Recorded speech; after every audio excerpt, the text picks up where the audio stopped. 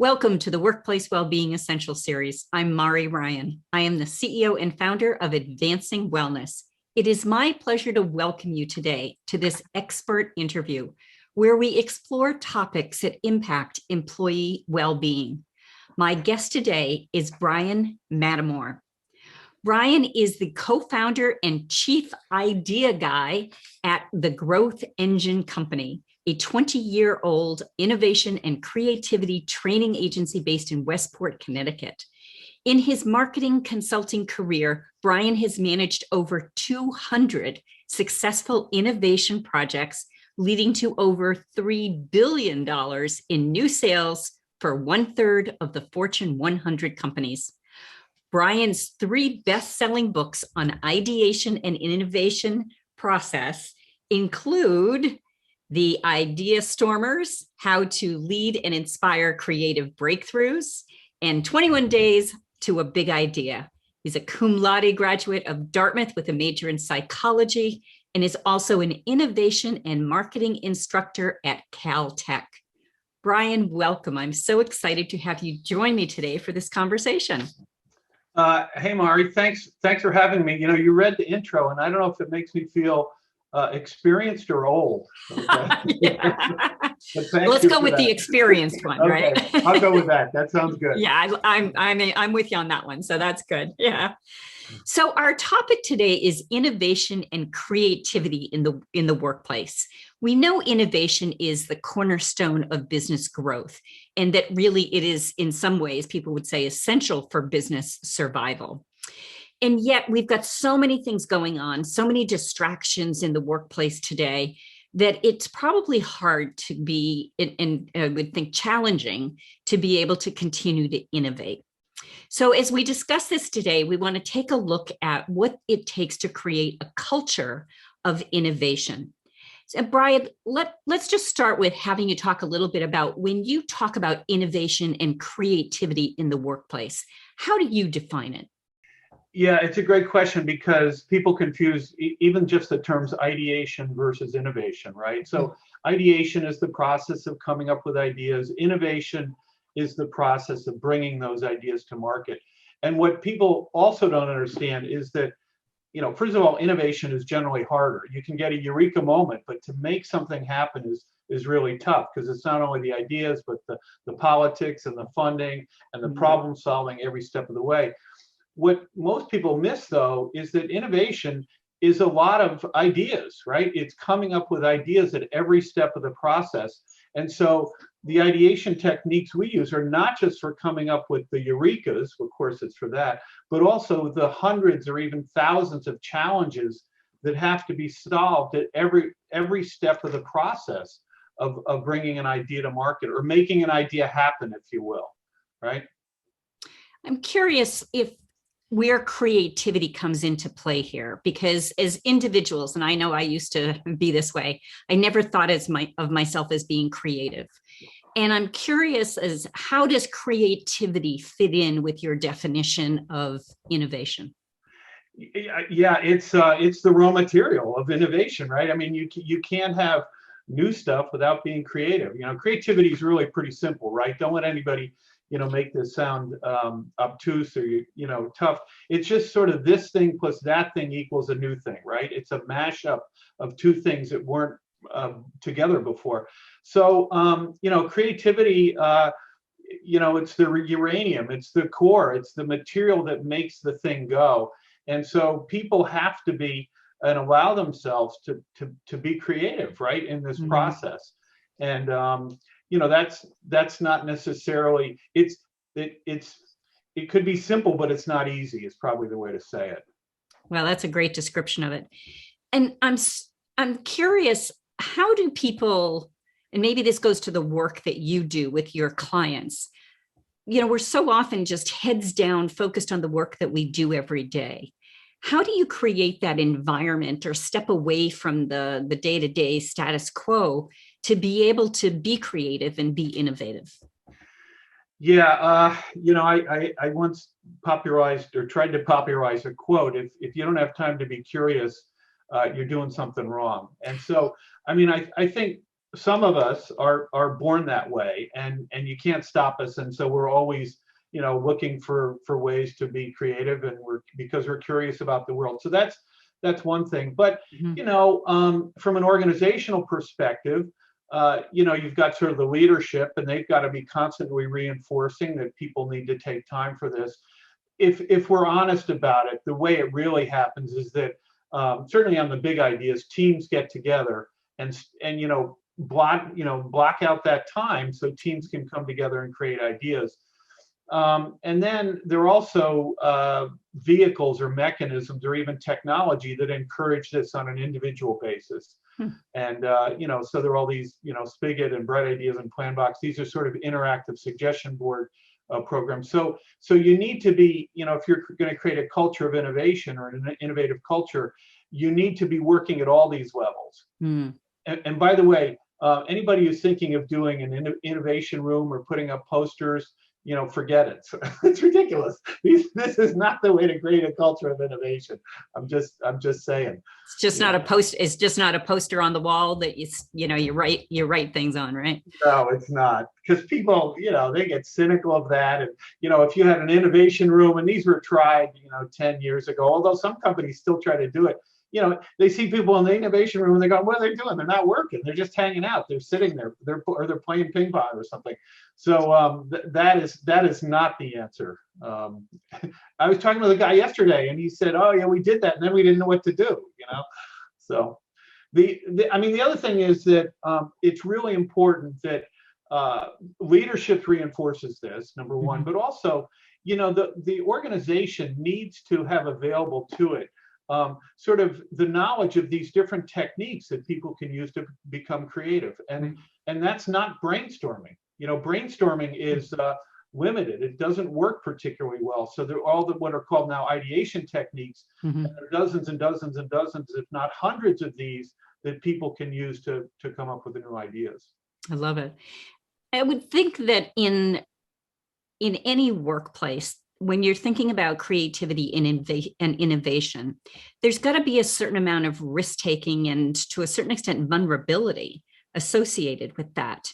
So I'm just curious, how do organizations create a safe environment where it fosters this experience and culture of innovation and creativity?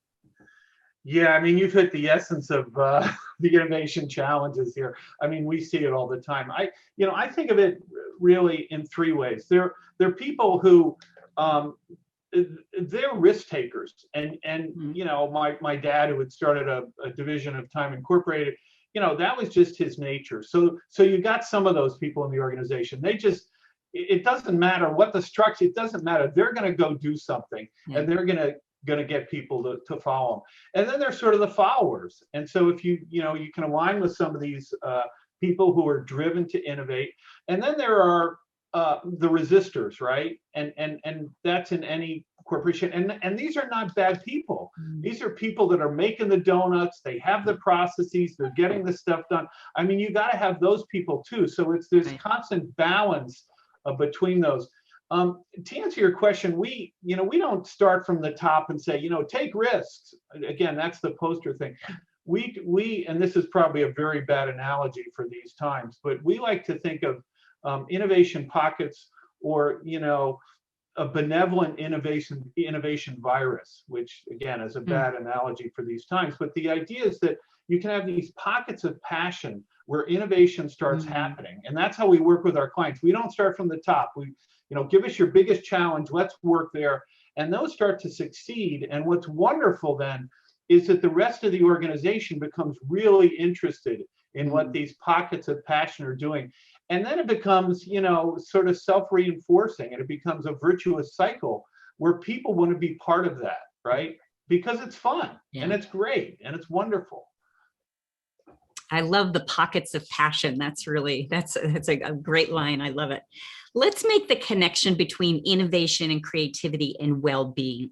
Research has shown that creativity and subjective well-being are correlated. And I'm curious about, what is your experience in working with teams and in creating cultures of innovation? Do you see a link with well-being?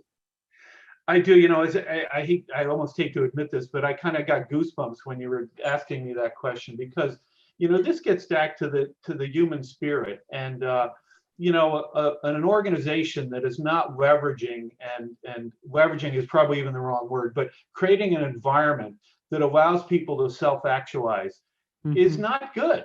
I mean, and so you know, I am so passionate. You know, we'll do creativity workshops and I'll see light go, you know, I see people, the light go on in people. And in some ways, those people can be forever changed where they've rediscovered their inherent creativity. And that is so, so exciting. And so, you know, I was reading a quote from Edison this morning. He wrote it was an essay. It was about, you know, why they won't think or something like that. And his point, first of all, his point was you have to exercise the creative muscle or the brain creativity muscle, number one. But he also said those people who are not taking the time to think and be creative are missing out on the greatest pleasure in life. He didn't say one of the greatest pleasures. He said the greatest pleasure in life. And so you know, with our clients, you know, it's exciting, right? And it's fun, and you know, any leader that is not creating that environment is doing a lousy job, in my opinion. Well, I would think that it might be fair to say, so tell me if you agree with this statement, that innovation is a driver of engagement. Yeah, I like that a lot. You know, this I think this gets back to the leader or the manager's responsibility. And you know, some people, you know, they're doing their day-to-day jobs, and I think it's the responsibility of managers and senior leaders to be constantly challenging people to solve things in new ways. And this is not just, you know, new products. This could be cost cutting, it could be efficiency, it could be process improvements. And so managers, you know, there's a technique we've had. It's like an interactive suggestion board where managers can say, you know, put it down there and encourage people. How do we improve customer service? And you work on that for a week or those kind of things. So, you know, one of the great things that managers can do is sort of challenge their teams with really interesting challenges. And by the way, the more specific, the better. So, you know, it's not how do we make more money, not how do we increase more sales. It's how do we increase, you know, do a better job with customer service with this, you know, on a Thursday. You know, then people get excited about the specificity of it, and they're more likely, paradoxically, to actually add ideas to those kind of specific challenges. I really like this idea of being specific. You know, let's solve a particular problem, and that makes it, you know, makes it seem, I would think, more realistic and achievable because it's one small thing. It's not just, you know, this massive thing that we're going to have to try to solve. You know, it's not a moon launch. It's one particular problem. Yeah, and it's immediate. And by the way, you can encourage your team, if you're a manager, not only to come up with ideas, but to come up with pieces of our ideas or questions or factoids or interesting research so that everybody can contribute. Everybody does not have to have that eureka moment, but if they present a piece of data or a question, that could trigger a great idea. And so, you know, we have to recognize that people have different skills and capabilities, but we want to leverage all of those. And again, that's why you do ideation sessions. That's when you get together. But you can also do that obviously with your team. And research has shown again and again and again that, you know, it's the diversity that creates greatness, right? It's these different thinking styles and the mashing together of those that really leads to the greatness. I love that. When I'm curious from your perspective, which comes first? Is it the creativity and the innovation, or is it the well-being and the engagement? Yes. You know?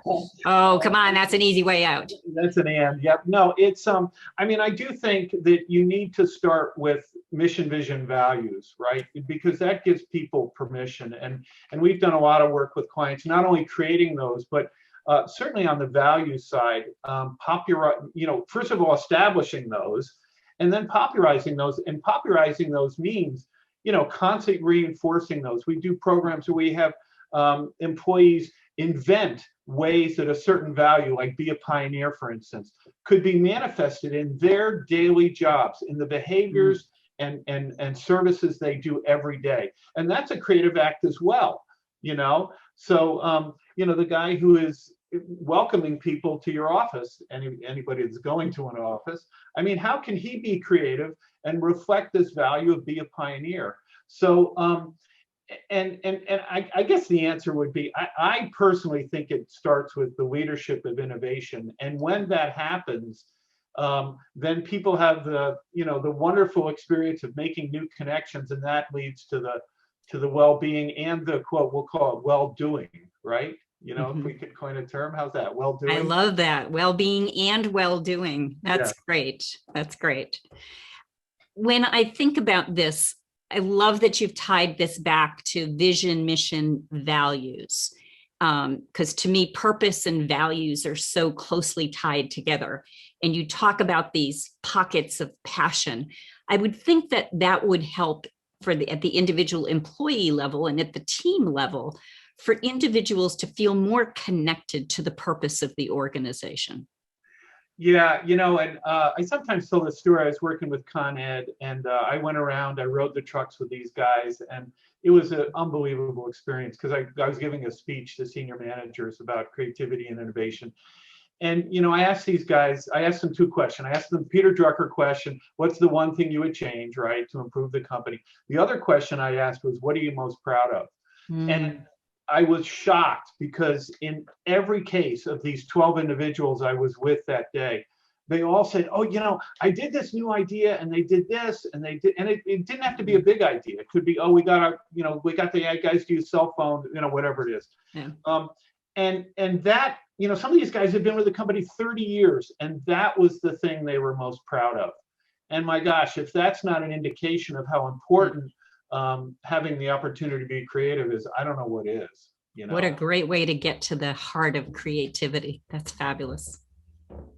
Great question.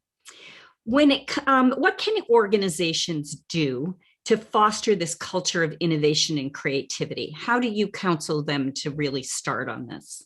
Yeah, again, there's the three levels. There's the leadership, and they have to, of course, chart the strategy. And so that's really important. You want to be ideating, innovating in the right places. You've got it at the team level and you've got it at the individual level. I do think one thing, I've been thinking about this recently, and I'm going to start to write about this, is I do think many organizations have a chief innovation officer now, which is fine. But I also think there should be a new title, which is Ideation Strategist.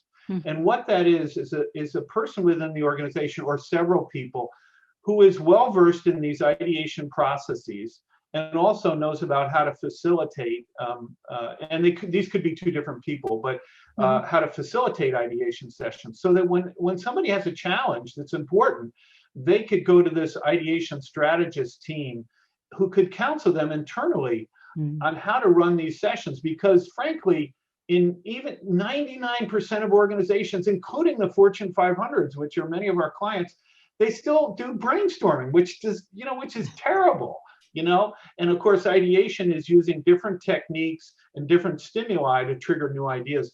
But, the Idea Stormers book that you showed was really an attempt to show which techniques will work against different kinds of challenges. So that if you have a cost-cutting challenge, you want to maybe use mind mapping, for instance. If you have a new product challenge, semantic intuition. If you have a logistics challenge, you want to use sort of a visual mapping thing, disruptive wargaming, customer wishing, whatever it is. There are dozens and dozens of these approaches. And our work has shown that, obviously, not surprisingly, some techniques work much better than others for solving different kinds of challenges. So that's the thing that's at the top of my head at this moment in time. I'd have a lot of other suggestions, but I'm intrigued with the idea of creating a new position for organizations called the Ideation Strategist. No, I think that's a great idea. And it sounds like there's a lot of skill building and different, approaches that are available that could be disseminated throughout the organization so that, if more people have those skills, then they're going to know, when to choose the right approach for whatever solution they're trying to create. Yeah, when we usually do like a 2-day creativity training thing, which is only a part of the work we do. I mean, we're innovating, not teaching it so much. But when we do ideation workshops and creativity training, we do action learning. So people have to bring real world issues. I can't get my Marc Jacobs back to the U.S. quickly enough. What can I do? Or, we're launching, this is Sephora, we're launching a new cosmetic in Dallas, whatever.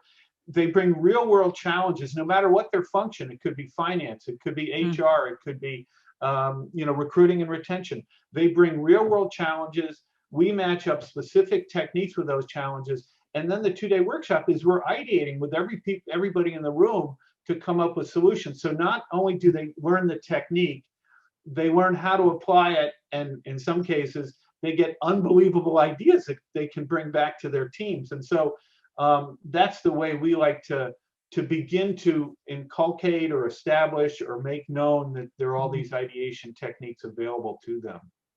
Well, it is no surprise to me that you, as the chief idea guy, have so many different ideas and suggestions and approaches on these topics. Bryan, if our audience wants to learn more about you and the work that you're doing, where can they find you? Well, our website is growth-engine.com. They could call me if they wanted. I mean, it's my cell. We're out of the office these days. My cell is 203-550-4487. And certainly the books. I mean, I think the books, the Idea Stormers, 21 Days to a Big Idea, 99% Inspiration. Those, I think, are all good, starting points for some of the stuff we've talked about here today.